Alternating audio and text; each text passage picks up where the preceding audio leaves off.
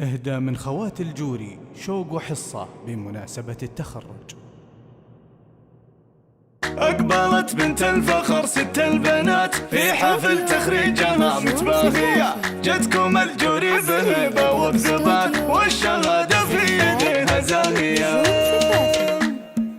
أقبلت بنت الفخر ست البنات في حفل تخريجها متباهية، جتكم الجوري بهبة وبثبات والشهادة في يديها زاهية.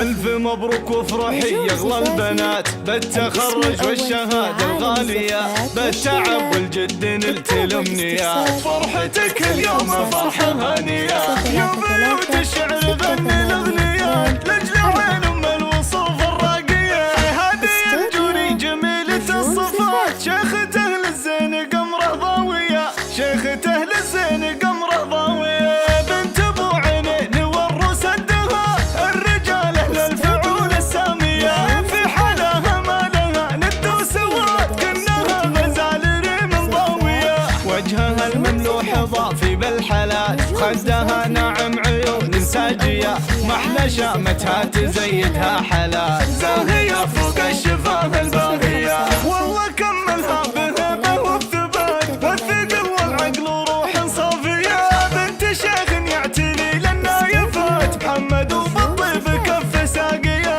أم راشد أمها مال الغنات، الأمير النادرة والوافية. أقبلت بنت الفخر ست البنات في حفل تخريجها متباهية، جتكم الجوري بهبة وبثبات والشهادة في يديها زاهية.